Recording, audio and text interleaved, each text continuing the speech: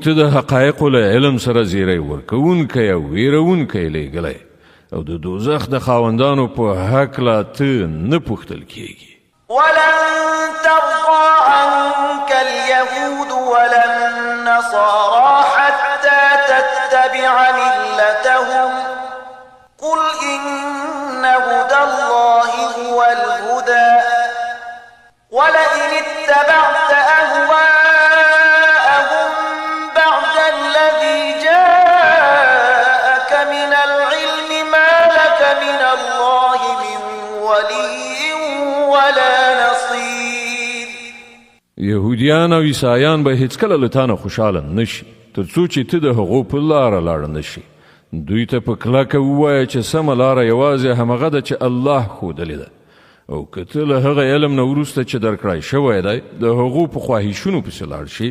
نو ستا هیڅ دوست او مرستندوی نشته چې د الله له نیونې نه دې وژغوري. الذين آتيناهم الكتاب يتلونه حق تلاوته أولئك يؤمنون به ومن يكفر به فأولئك هم الخاسرون. کوم خلکو ته چې مونږ کتاب ورکړی دی هغوی داسې لولي چې څنګه د هغه د لوستلو حق دی. هغوی ورباندې د زړه له کومې ایمان راوړی دی او څوک چې د هغه د نه منلو چلند غوره کړي هغوی په اصل کې زیانمن دي. يا بني إسرائيل اذكروا نعمتي التي أنعمت عليكم وأني فضلتكم على العالمين. ای بني اسرائیلو زما هغه نعمت در یاد کړئ چې پر تاسې مې لورولی او دا چې ما تاسې ته د نړۍ پر ټولو قومونو فضیلت درکړی. واتقوا يوما لا تجزي نفس عن نفس شيئا ولا يقبل منها عدل ولا تنفعها شفاعة ولا هم ينصرون. او ویریږئ له هغې ورځې نه چې هیڅوک به هیڅ چاته یوه ذره په درد نه خوري نه به له چا نه فدیه قبوله کړی شي نه به کوم سپارښت انسان ته ګټه ورسوي او نه به ګناهکارانو ته له کومې خوا نه څه مرسته ورسېدی شي. وإذ ابتلى إبراهيم ربه بكلمات فأتمهن قال إني جاعلك للناس إماما قال ومن ذريتي قال لا ينال عهد الظالمين. یاد کړه هغه وخت چې پر ابراهیم باندې د هغه رب د څو خبرو ازمایښت وکړ او هغه ټولې سرته ورسولې نو الله وفرمایل زه تا د ټولو خلکو قائد ټاکم. ابراهیم عرض وکړ او آیا زما له اولادې سره همدا وعده ده؟ هغه جل علی شانه وویل زما وعده له ظالمانو سره نشته. وإذ جعلنا البيت مثابة للناس وأمنا واتخذوا من مقام إبراهيم مصلى وعهدنا إلى إبراهيم وإسماعيل أن طهر بيتي للطائفين والعاكفين والركع السجود.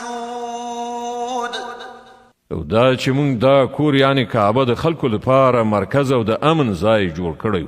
او خلکو ته مو امر کړی و چې په کوم ځای کې چې ابراهیم د عبادت لپاره درېږي هغه ځای په مخصوصه توګه د لمانځه ځای جوړ کړی او ابراهیم او اسماعیل ته مو په کلکه ویلي و چې زما دا کور د طواف کوونکو چیله کیدونکو یعنی اعتکاف کوونکو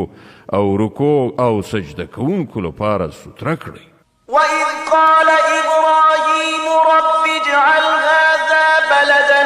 آمنا وارزق أهله من الثمرات من آمن منهم بالله واليوم الآخر قال ومن كفر فأمتعه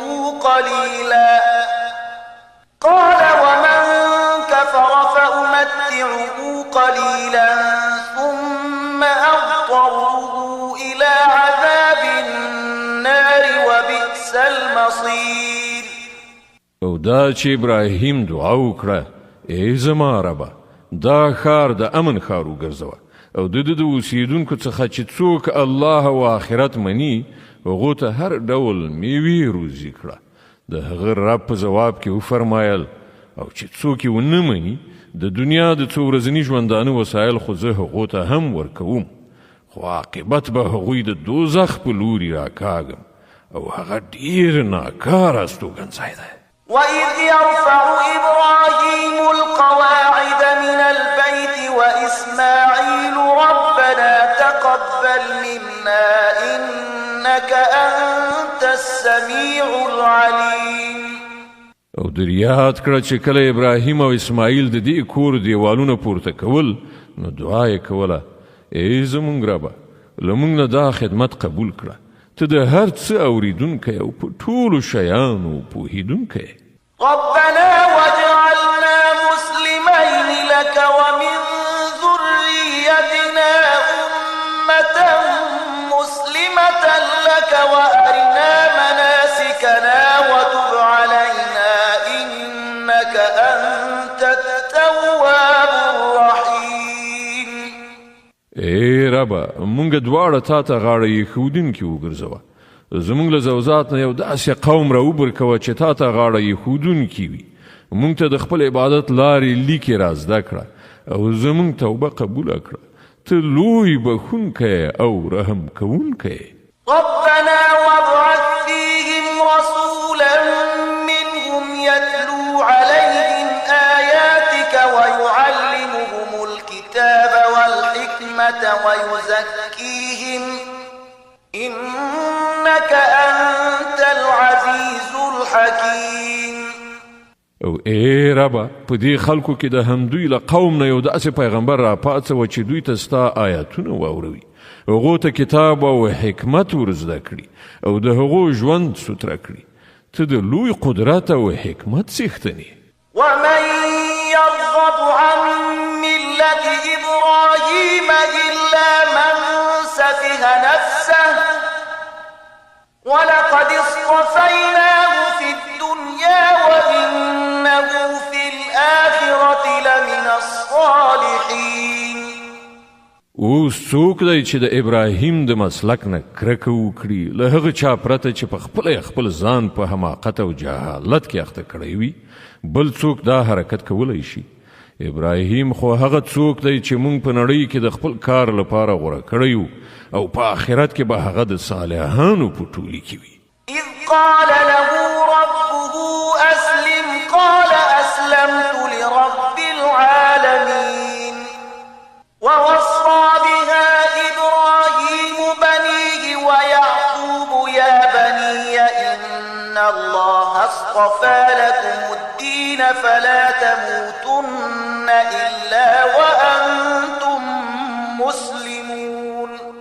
هغه داسې و چې کله یې رب ورته وویل غاړه کېږده نو هغه سم د لاسه وویل ما د کائناتو واکوال ته غاړه ایښې ده پر همدې مسلک باندې د تلو لارښودنه هغه خپل زوزات ته کړې وه او همدا سپارښتنه یعقوب خپل اولادي ته کړې وه هغه ویلي و چې زما بچیانو الله ستاسې لپاره همدا دین غوره کړی دی له دې امله د مرګ تر وخته مسلمان پاتې شئ